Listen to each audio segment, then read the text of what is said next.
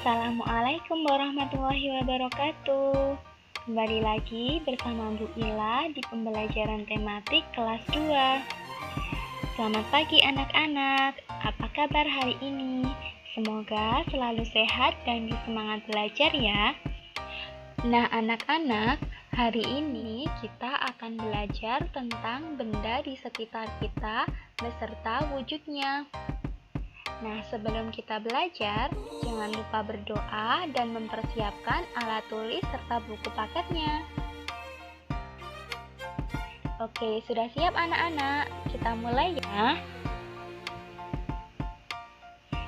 Baiklah, sekarang anak-anak silahkan membuka buku paket halaman 21.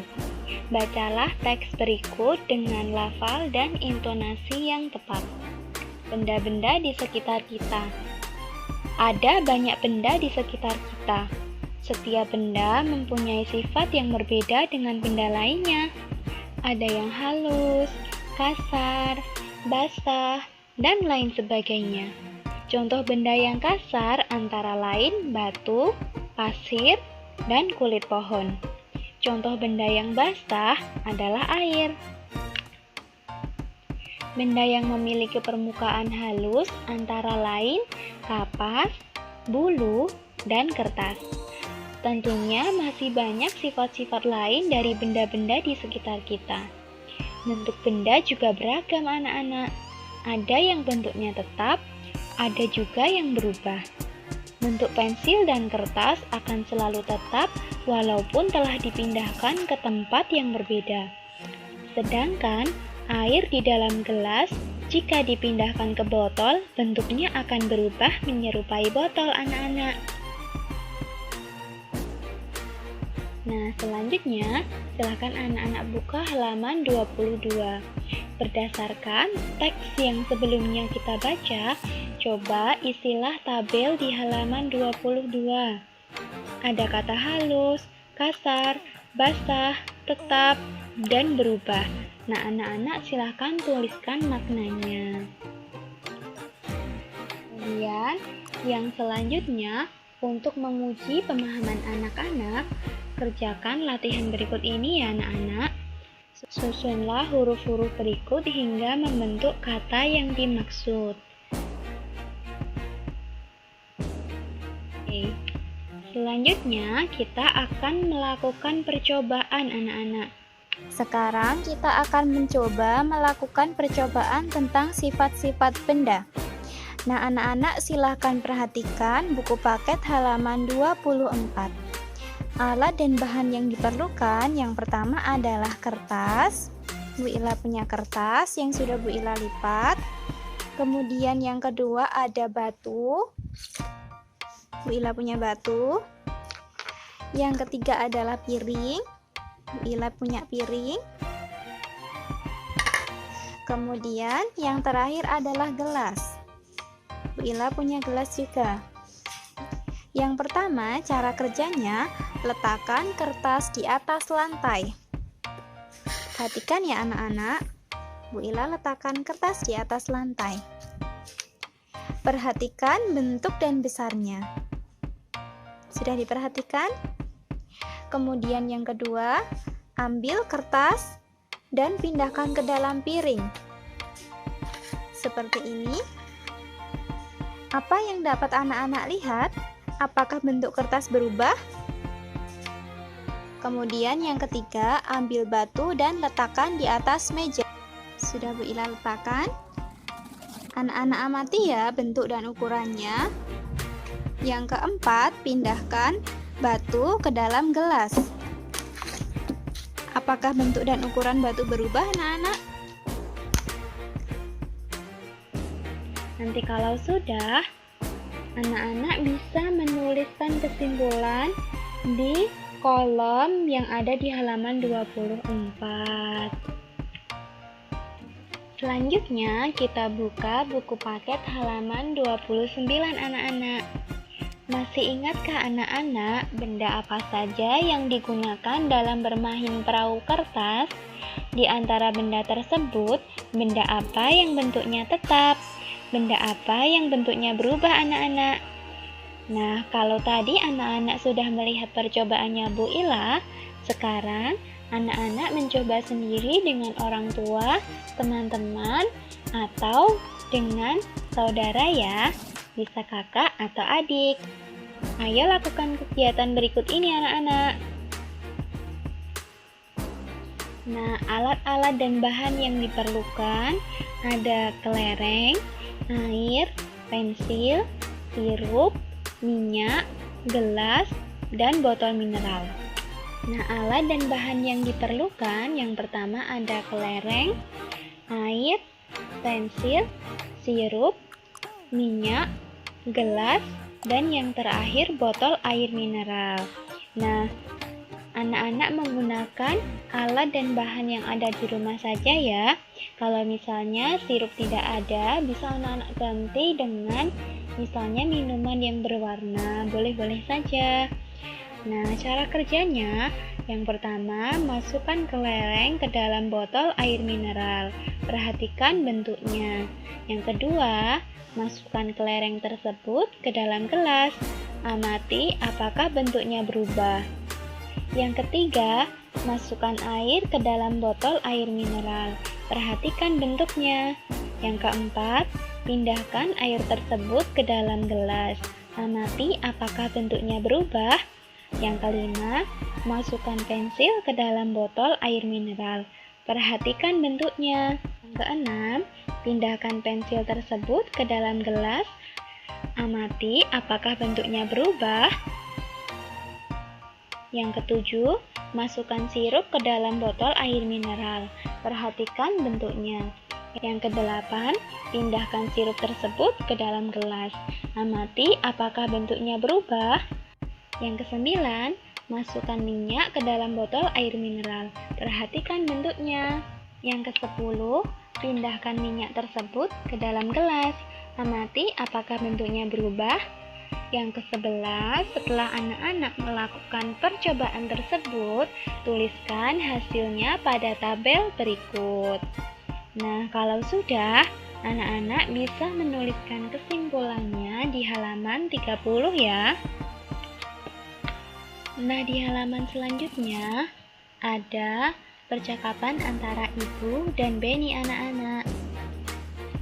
Ibu bertanya, kalau adik tuangkan air ke dalam gelas, bagaimana bentuknya? Benny menjawab, bentuknya seperti gelas, Bu. Ibu bertanya lagi, sekarang bagaimana kalau air di gelas dipindahkan ke dalam botol? Benny menjawab, bentuknya sama seperti botol, Bu. Kemudian ibu bertanya lagi, nah bagaimana simpulanmu adik?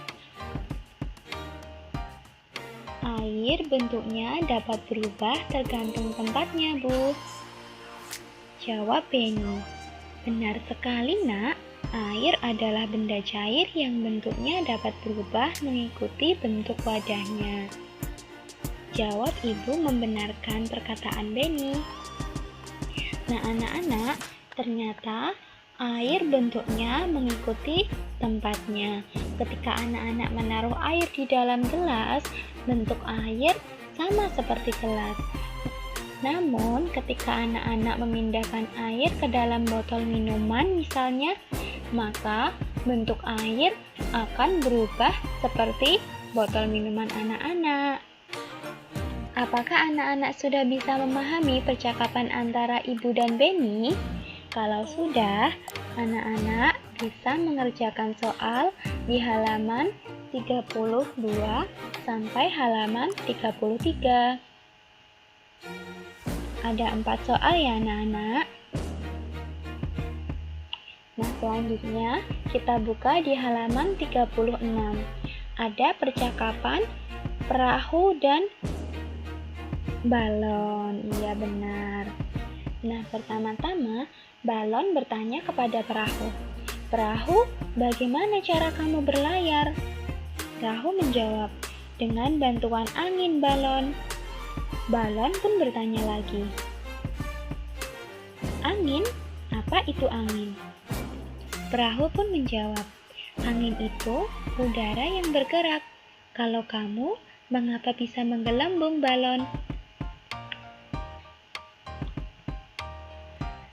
Karena di dalam perutku juga ada udara perahu. Ketika udara ditiupkan, aku dapat menggelembung. Jawab balon.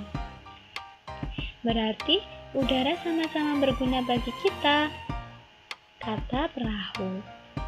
Nah, anak-anak, ternyata perahu bisa bergerak karena ada angin. Angin itu apa tadi, anak-anak? Iya, benar sekali anak-anak hebat. Jadi, angin adalah udara yang bergerak. Kemudian, si balon bentuknya menggelembung. Nah, balon bisa menggelembung karena kita meniupkan udara ke dalam lubangnya. Jadi, isi dalam balon yang menggelembung itu ternyata adalah udara, anak-anak. Nah, jika anak-anak sudah memahami percakapan antara balon dan perahu, anak-anak bisa menjawab soal di halaman 37 sampai halaman 38. Ada 4 soal juga ya anak-anak.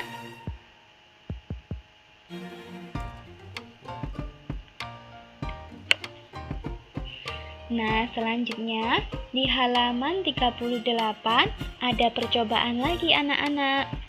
Nah, percobaannya juga tentang sifat-sifat benda. Kali ini, alat dan bahan yang kita perlukan hanya balon dan kantong plastik bening, anak-anak. Cara kerjanya yang pertama, tiuplah balon sampai menggelembung. Kemudian, ikat mulut balon dengan karet. Yang kedua, tiuplah kantong plastik sampai mengembang. Selanjutnya, ikat mulut plastik dengan karet. Yang ketiga, amati bentuk balon dan kantong plastik tersebut. Bagaimanakah bentuk balon dan kantong plastik? Apa kesimpulan anak-anak? Nah, kesimpulannya bisa anak-anak tuliskan di halaman 39 ya. Selanjutnya, coba anak-anak perhatikan teks di halaman 39 ya. Judulnya, meniup balon. Balon terbuat dari bahan karet. Karet bersifat lentur dan elastis. Saat kita meniup balon, udara masuk ke dalam balon. Balon yang kita tiup akan menggelembung. Udara akan menekan balon ke segala arah. Udara dalam balon akan menyesuaikan dengan bentuk balon. Begitu juga dengan kantong plastik. Artinya, bentuk udara mengikuti bentuk wadahnya. Seperti yang Bu Ila katakan tadi ya anak-anak, berdasarkan cerita perahu dan balon. Jadi, balon dan kantong plastik bentuknya bisa menggelembung ketika ditiup udara adalah karena di dalamnya ada udara yang mengisi ke segala arah. Jadi anak-anak, bentuk udara ternyata mengikuti wadahnya. Ketika anak-anak meniupkan udara ke dalam balon, bentuk udara seperti balon. Ketika anak-anak meniupkan udara ke dalam plastik, bentuk udara juga seperti plastik. Nah, setelah mendengarkan isi teks yang dibacakan oleh Bu Ila, jawablah pertanyaan berikut ini anak-anak. Anak-anak bisa mengerjakan di buku paket halaman 40.